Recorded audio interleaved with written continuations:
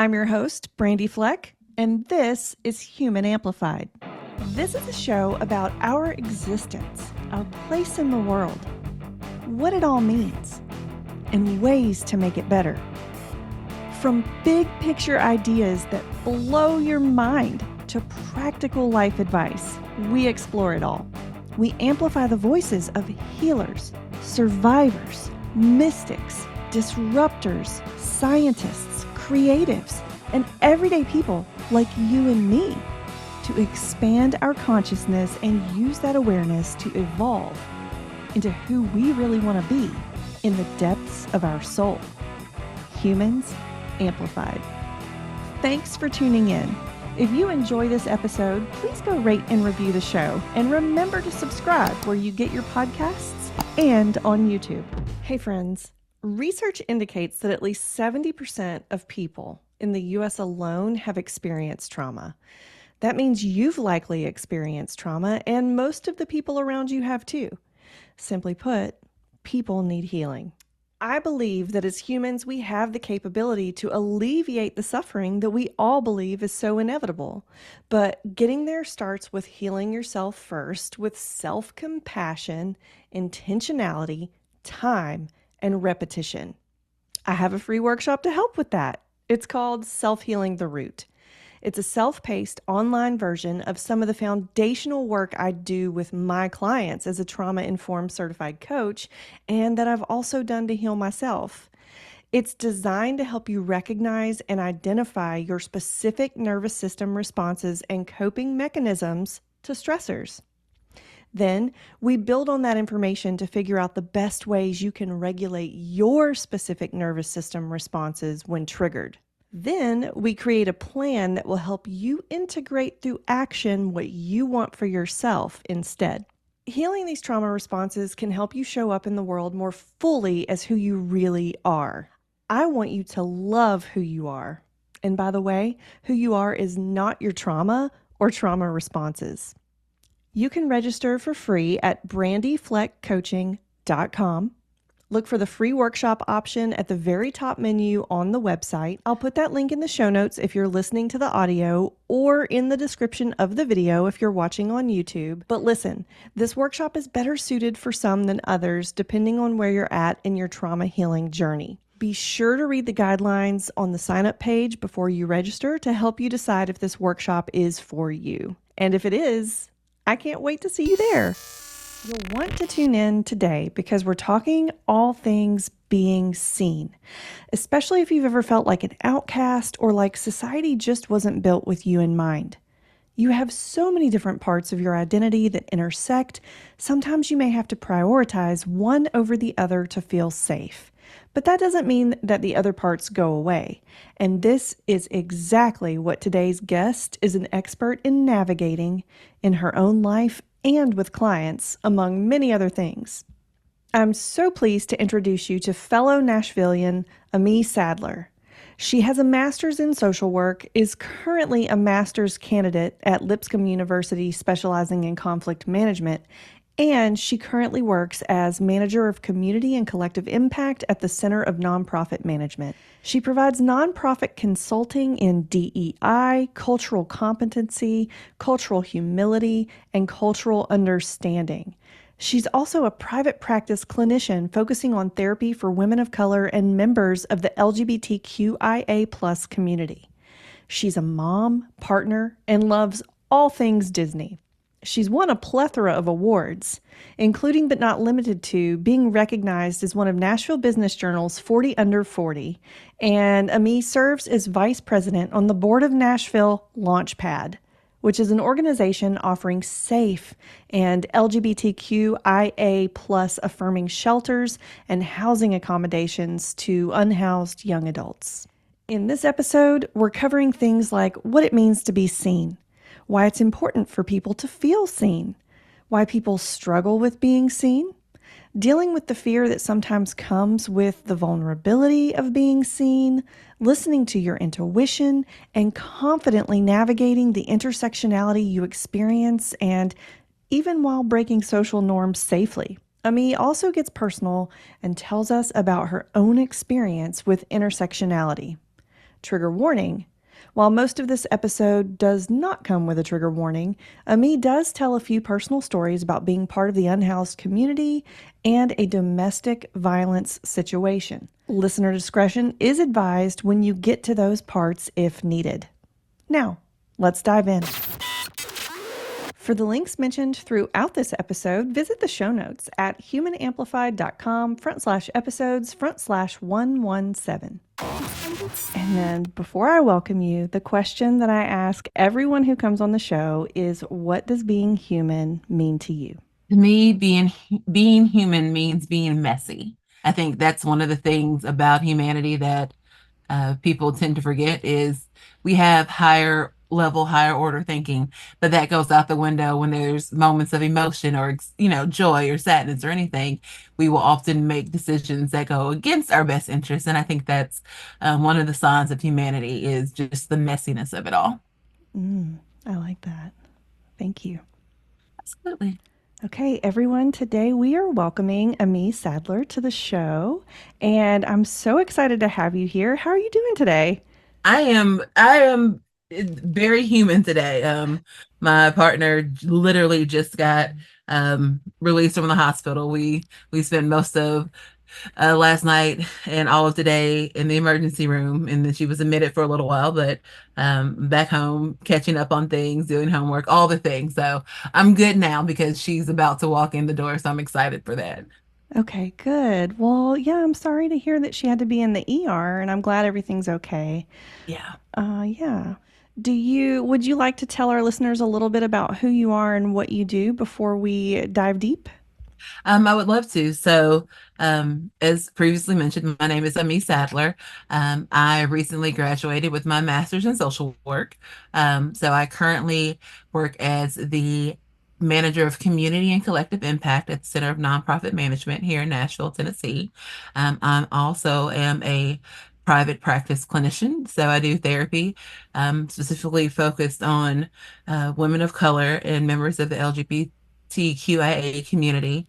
I'm also a mother to an 18-year-old who will be leaving me in 2 months to start college. Oh my gosh. I am a second time around grad student at Lipscomb University, getting my second master's in conflict management. I'm also a daughter, a partner, um, just all the things. Definitely a Disney adult.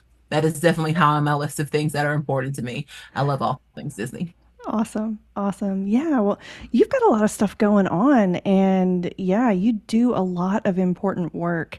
And I was reading over your Psychology Today profile that you had sent me, and I want to read a line that really stood out to me. And it says, I have a passion for working with LGBTQIA plus individuals and their families who often struggle with being seen in a world that wasn't designed with them in mind. And that is so huge. Can you just tell us a little bit more of the about that statement, I would say? One thing I realized very early in life is that while there might be people who tolerate me, there are very few people who accept me completely. And I founded the Gay Straight Alliance at my high school. I had an issue with someone doing some things that were just completely inappropriate. I went to administration and their response was, well, we'll take care of it. And they're taking care of it, did not actually take care of anything. And so I realized that at that point, my lifestyle was considered like counter to what was the norm and the accepted thing. So I wanted to create a space where other people like me could be seen, could be accepted, didn't have to mask all the time. And that's just kind of propelled me through spaces. Being the only person of color in organizations or in rooms was hard. Being the only person of color, being someone who was fat, being someone who was queer, all of these things at once meant I never could just be me. I had to fit something. And so when I moved into the space of therapy, counseling, it was how hard is it to connect with a therapist who has no idea about what the day-to-day life is for someone who is queer, right? For someone who can't just walk down the street holding hands with their partner without fear of retribution. I was asked to not return to the church I grew up in when I came out. And that was hard for me. That was part of like my faith journey. I did a article for the Washington Post not too long ago talking about that journey, right? So like all of these spaces that exist that I exist in were not created with me in mind, were not created to accommodate me or to accept me. And I wanted to be intentional about creating a space where you can come as you are, especially if you have to be someone else or hide parts of yourself all the other times, right? So it just was important to me that I said that in my profile. I got a little pushback from some people close to me saying you're going to limit your audience and you're going to have a hard time getting clients because everyone doesn't accept that. I'm like, but that's the point. Mm. That's the entire point. Like, if you are not accepted anywhere else, you're accepted here. And honestly, I don't really care if other people accept me. If that means I have a smaller like caseload, then I have a smaller caseload, and that's fine because I have a caseload that will be reflective of the people who need me and who, honestly, I need too. Ooh, well, I'd be really interested to read your Washington Post article and learn more about that. Can we include that link in the show notes? Absolutely. I will send it over. Okay, awesome.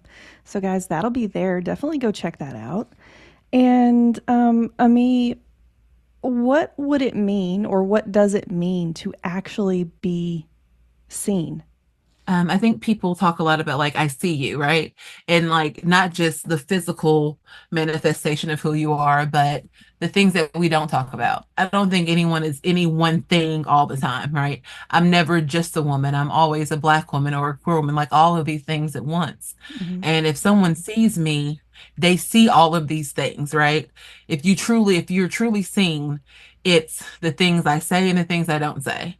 It's if I, respond to your question and it's maybe a shorter answer, what am I not saying? Like, what part of the answer am I keeping to myself? So I feel like being seen is having someone who understands that nuance, right? So, like, you can come as your whole self and just the acknowledgement, like, hey, I feel like there's something else there. If you're not comfortable talking about it right now, that's cool. But just know that, like, this is a space where you can do those things. And not just in therapy, but like in friendships, even when you meet strangers, right? I do a lot of work with the unhoused community. I was unhoused at one point, and I was part of a conversation with classmates at the time, and they were just saying really negative things about the unhoused community, and they didn't know that part of my story.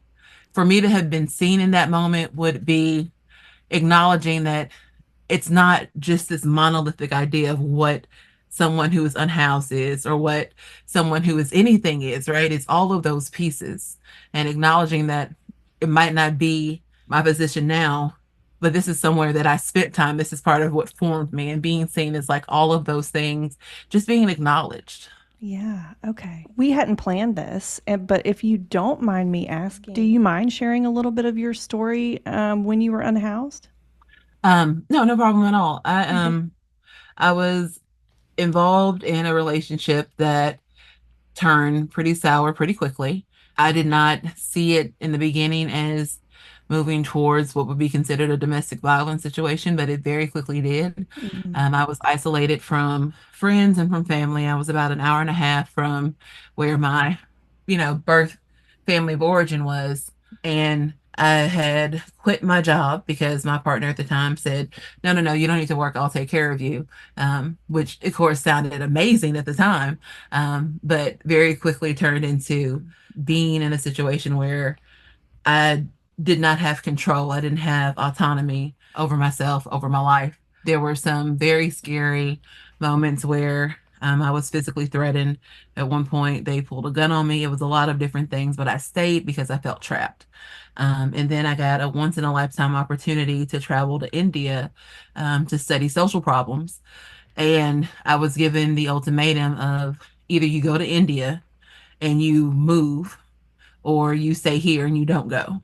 And I couldn't not go. And so part of that is I had less than 24 hours to remove all of my items and get out of the house.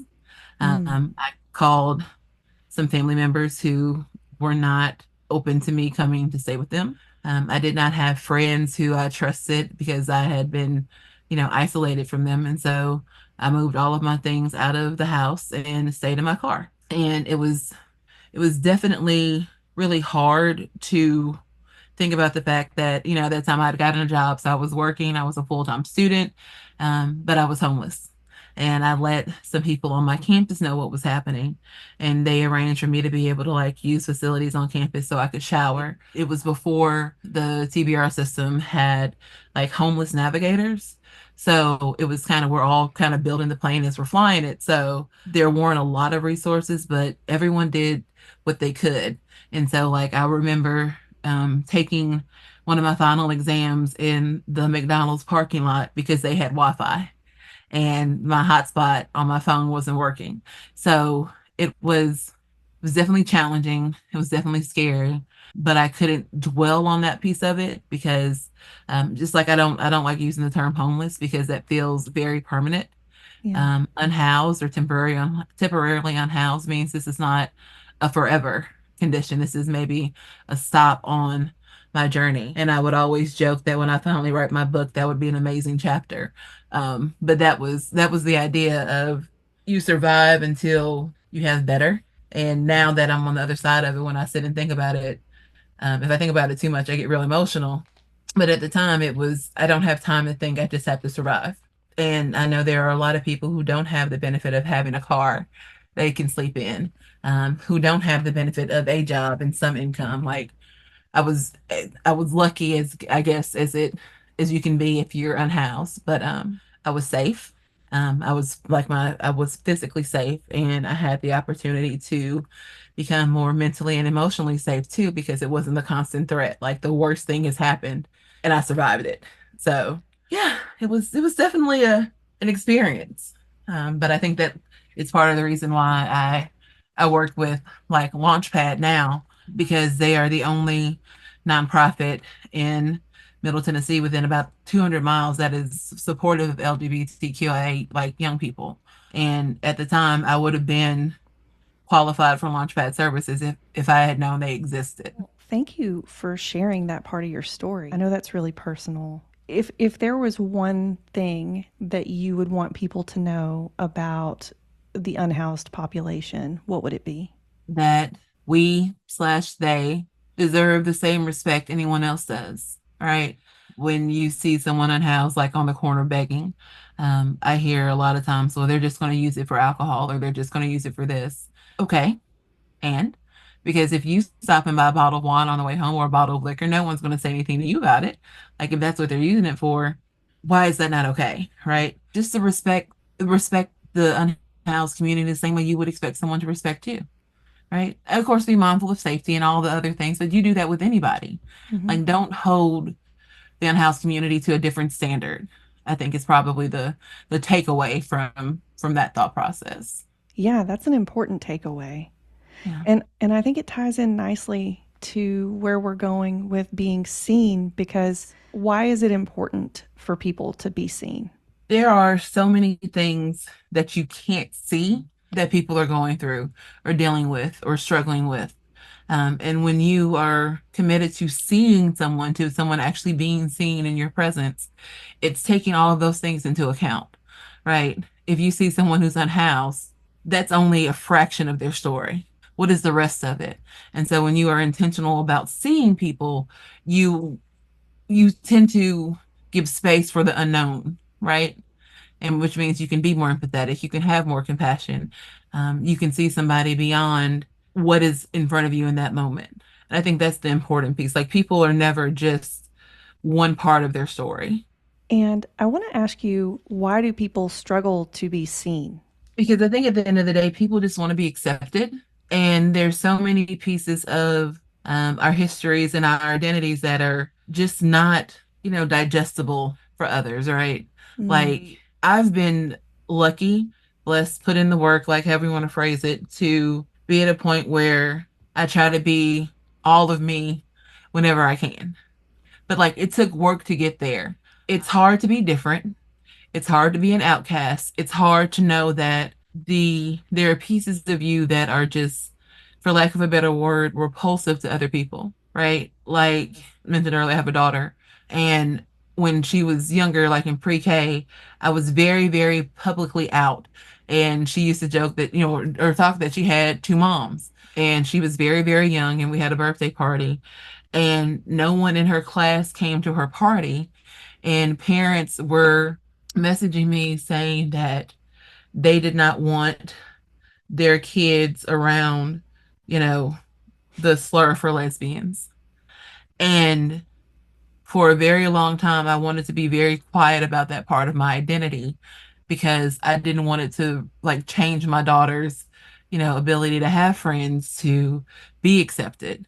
Being seen as a Black woman with natural hair, it took a very long time for me to feel comfortable not having extensions or not straightening my hair and not doing all of these things because of what the perceptions are behind that. And so it's hard to allow yourself to be seen because it's hard to know who or what you can trust. And there are so many forces at play and people who are like, I guess, eroding that trust. Yeah, that must have been really, really difficult. So many, like when you phrase it that way, it made me think about all the times that like I currently consider myself more agnostic, but at one point I was truly, truly an atheist. And being an atheist in the deep South is asking for trouble. Like it's not do you go to church, it's where do you go to church, Yeah, right? yeah. Um, and like not just personally, but like professionally. If I am open about my religious beliefs, First Amendment be damned, like I can lose my job for that. Mm-hmm. And it can be for any reason, but we know what the base reason is, right? It is hard navigating all of these pieces and like taking the risk of losing something because you let that piece of you be seen. Yeah. So, how did you had mentioned that it's taken a while to let yourself fully be seen. How did you go about doing that? Again, I think that I'm very blessed and very lucky in a lot of ways. One of the other things that I do, I didn't say this in the beginning, but I do a lot of nonprofit consulting and then DEI, cultural competency, cultural humility, like cultural understanding training. And one of the exercises that I learned in the very beginning of my like training career was like I call it like unpacking your bag. And it's these different categories of identity that are going to be defined by the person, given the answer. But talking about those things, and it's pulled from like, and another like psychological study about identity, talking about what parts of your identity come forward the most, what parts are you most nervous about, what parts you share openly, but really like digging in and doing that work to talk about who you are. Because a lot of us don't think about it all the time. And like that's the whole idea of privilege. It's not necessarily this big scary words, it's just things you don't have to think about.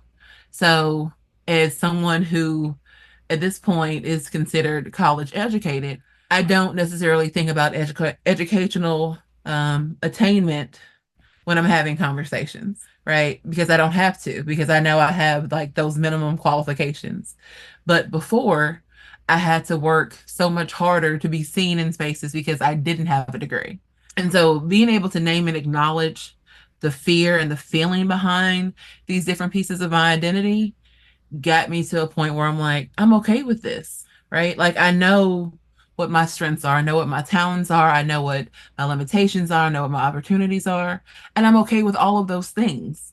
And when I'm not okay, I'm okay with not being okay with them, right?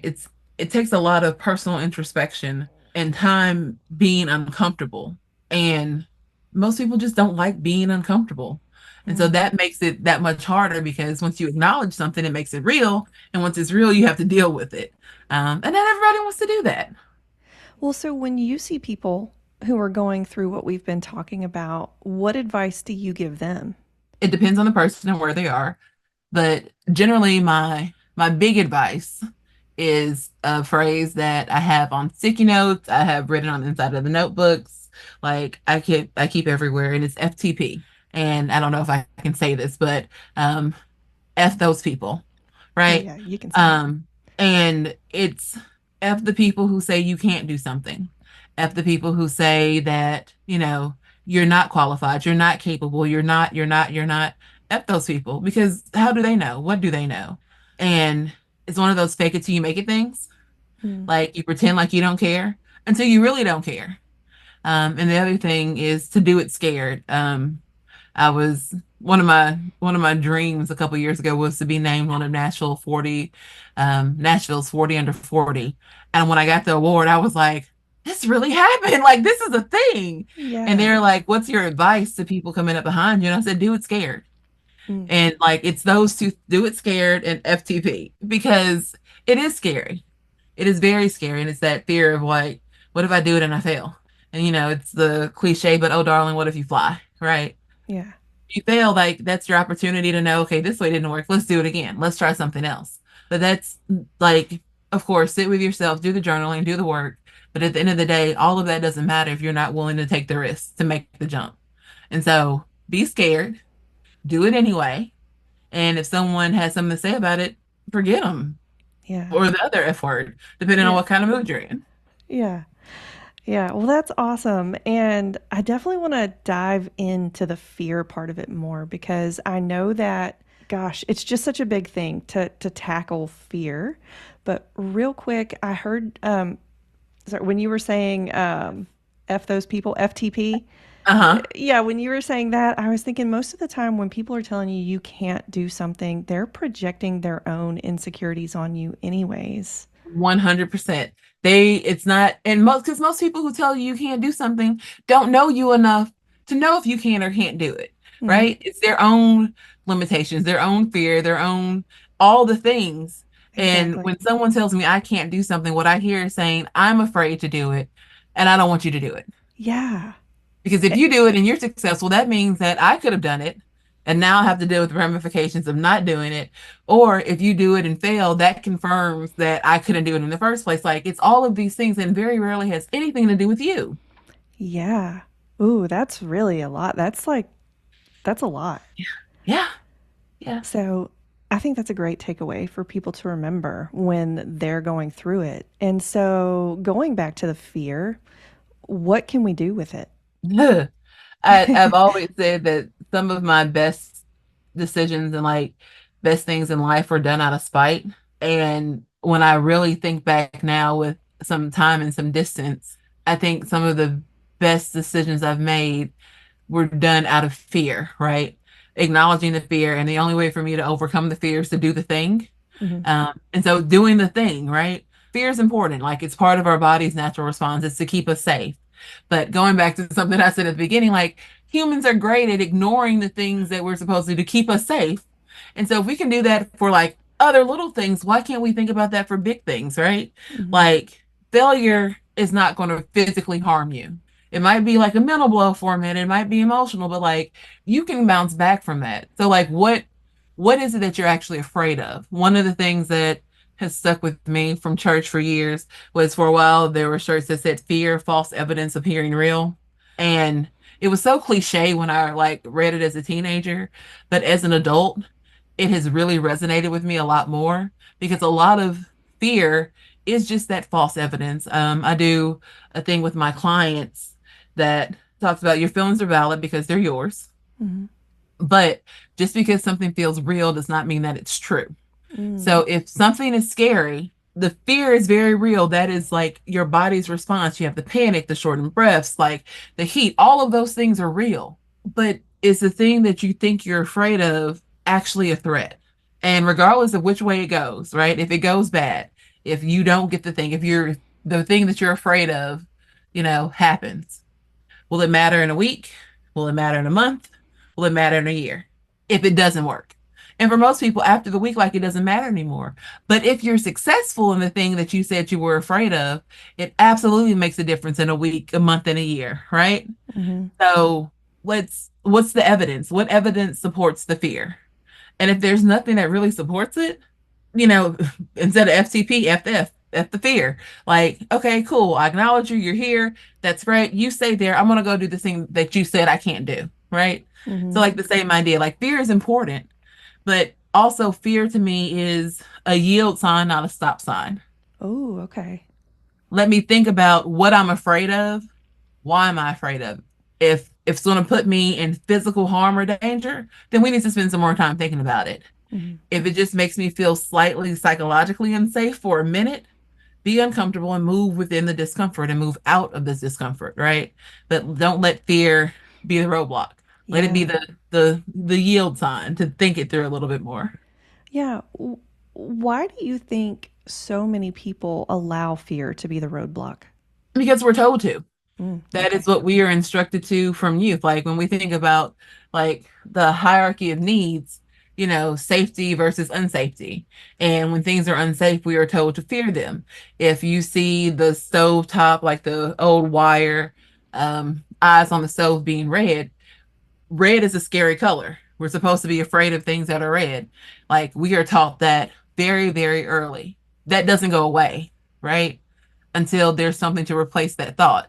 But if nothing ever replaces it, that's what happens. I think our parents, or trusted adults in our life that help, us grow, instill fear to keep us safe. But they don't instill intuition to determine what's scary and what's scary in the moment, right? Oh, yeah. So, we're told not to touch the stove, but how many years later is it that we're told that the stove will be this color to let you know that it's time to put the pan on, do all these other things, right? Hmm. People stop with the scary part and don't explain the rest of it. I'm a why person. I've always been a why person. If you tell me to do something, not to do it, whatever, I'm not going to just do it or not do it because you said so. I need to understand the why behind it so I can process where your fear is coming from or where your hesitation is coming from. If you tell me not to go outside, well, why not? Well, Yeah. it's hot. I don't care about it being hot. I'll put on a tank top and some shorts and like work it out. If you tell me not to go outside because we have an invasion of cicadas and they're going to touch me and I'm going to fall down the steps, whole different conversation, right? Like Yeah. it's the why part. And I think that's the part that gets left out of so many conversations. You're taught to be afraid. You're not taught why you should be afraid or not the full answer of why you should be afraid. Yeah. Or how to Like, don't just, navigate the different levels of right, risk. Yeah. right. Yeah. Like risk mitigation is a huge thing, but we don't talk about it. Hmm. It's don't touch the stove. Not if the eye is yellow or orange and it's not supposed to be, can you approach it at an angle to cut off the stove so it's not going to be dangerous as long? No, we're just so don't touch it. Yeah. We don't understand why we're not touching it. And that's why like kids end up with like, the ring burns on their hands because they touch it because they don't know why they're not supposed to. Yeah. You tell me to be afraid, you don't tell me what to be afraid of. Okay. Well, I'm really glad you brought up the topic of intuition because it sort of interacts with all this and it helps with the risk mitigation. Do you have any examples or thoughts around strengthening intuition or using it in that way? Because I know that I feel like as a society, that's tamped down as well. Like if you try to use it, it's like, no, don't do that. Right. So many.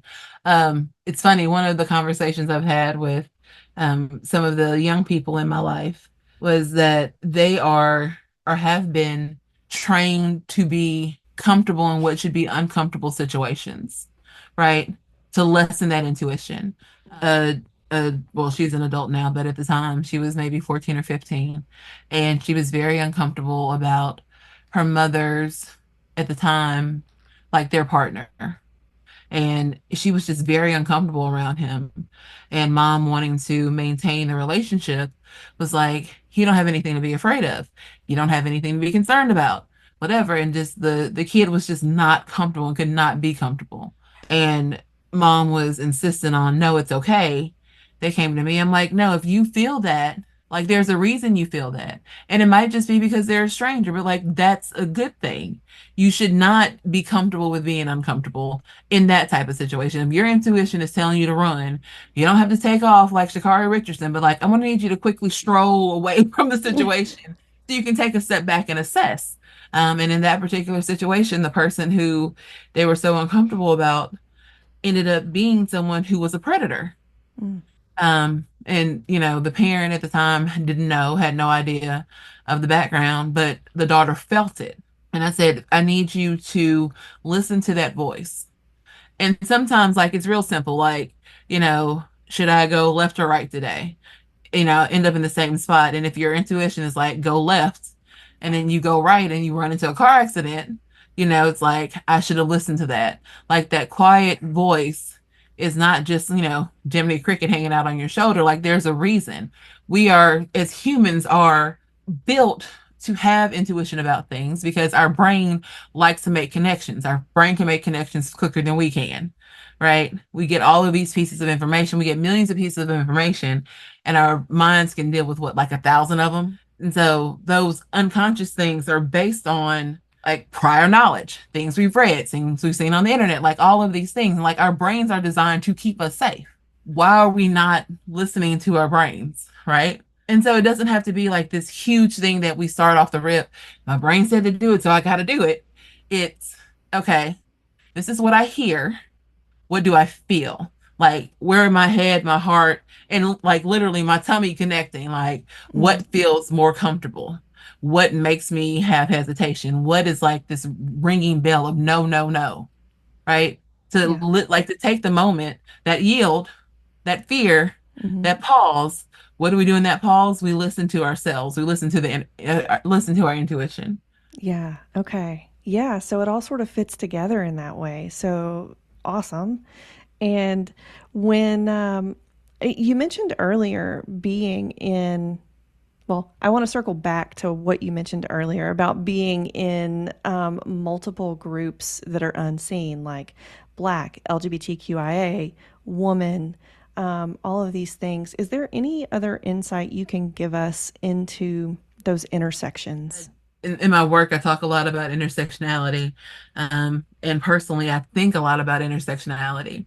Like when I come into a situation, it's almost like my brain is like in 15 different places at once. And so, what is our meeting point? And like that's where I have to stand.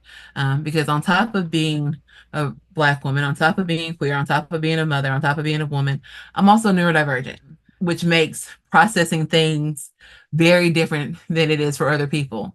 So I'm looking at like each of these identities from 4 or 5 different lenses at a time. And the other pieces of me are normally very easily seen, right? So when I meet someone for the first time, normally they're assessing, okay, so she's Black, so should I change the way I talk? Should I use different language? Should I use, different phrasing or speed of speech? She's heavier, plus size. So do I need to change the path we're going to walk so it's more accessible? Or is she going to walk too slow for us to get to where we need to go because of her weight? So like it's the same way other people are taking all of you in, the visible things, you are taking in the visible and invisible things, right? And then all the baggage that comes with that. And I think for me, the thing is to give space for grace and growth, Mhm. right? Because you are all of these things at once. The other person is all of their things at once. You're trying to figure out their things, they're trying to figure out your things. And like this has to happen within seconds for us to, fit within the social contract of how we interact with one another. And so it's moving through all of those things at once is prioritizing what feels most important to you in the minute, right? And sometimes in the moment, me being a mother trumps everything else Mm. because everything else about me can go into the background until I'm sure my kid is good. And other times, for the purpose of my physical safety, I have to prioritize how are people responding to me as a Black woman?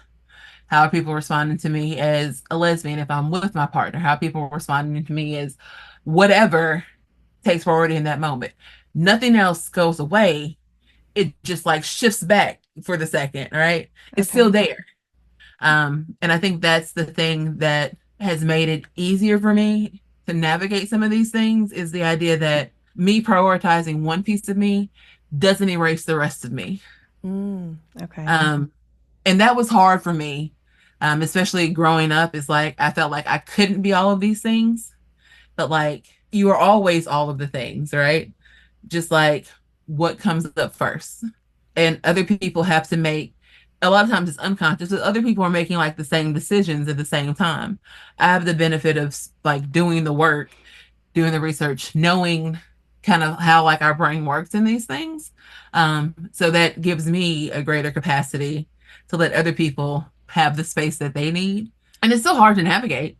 It's still a little confusing, but I've had enough practice. And that's the thing, you practice and you practice with safe people. going back to the importance of creating spaces and being seen, is if you have someone you can, be your full self with and kind of pull forward and, lean back as necessary, you develop those skills. Like it's not innate.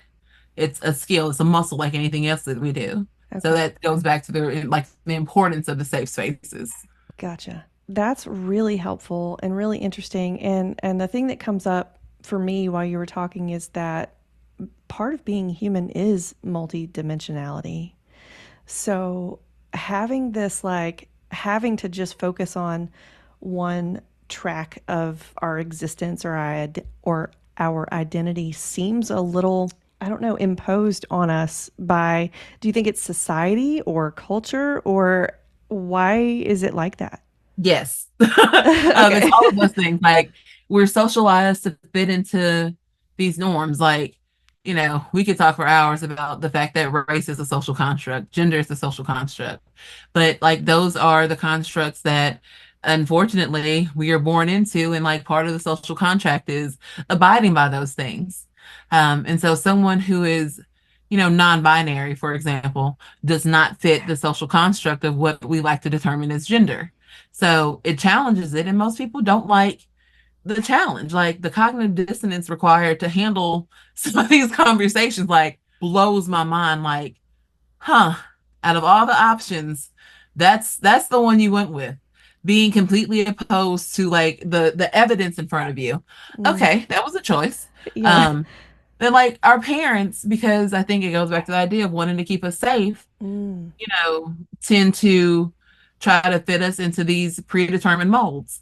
And it might not even be because they believe them, but they've had enough time in the world to know that other people believe them. And as part of that safety is making sure you fit that, right?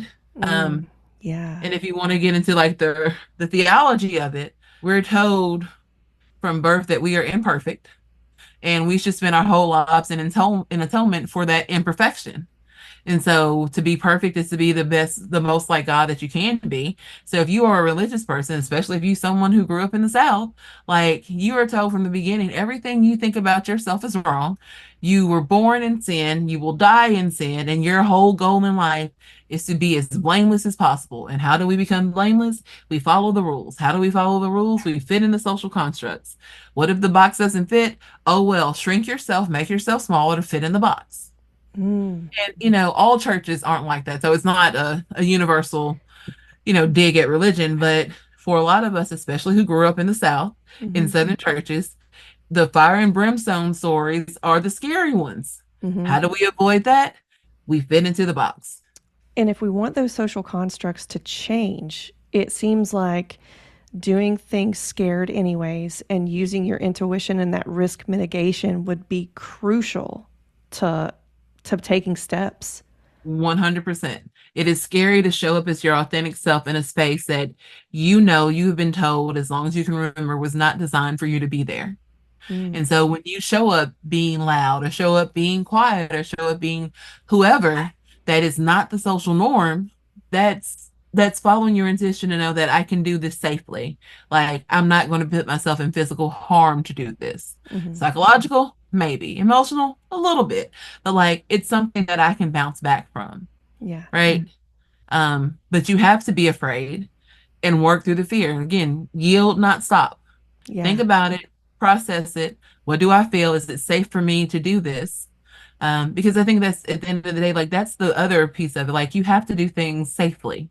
And sometimes it's the safety is that calculated risk, Mm, right? And of course it's complicated and messy, but like it goes together. It's not always going to be fun. It's not always going to be easy, but it's always going to be worth it. okay. Well, Amiee, thank you so much for all the information that you've given us today, sharing parts of yourself with us.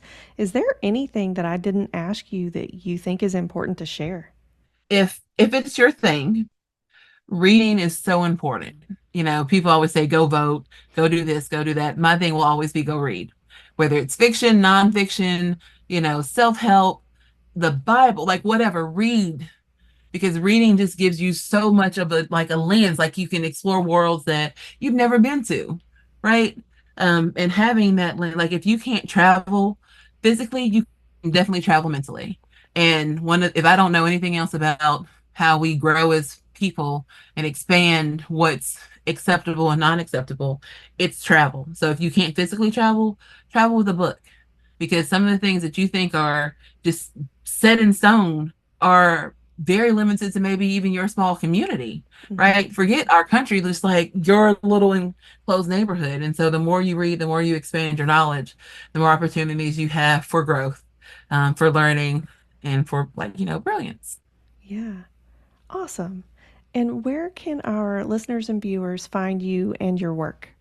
So for workshops that I offer, I would say go to cnm.org. All of my workshops are listed there. I'm on social media at Amy M or Amiee Sadler for Instagram and Facebook, and it's AMIEEMSADLER. My Instagram is a mix of inspirational quotes, food pictures, and probably pictures of my kid and my dog, but also, I say some fun things here and there. I'm still on Facebook. I love to have new Facebook friends and followers and engage in conversation.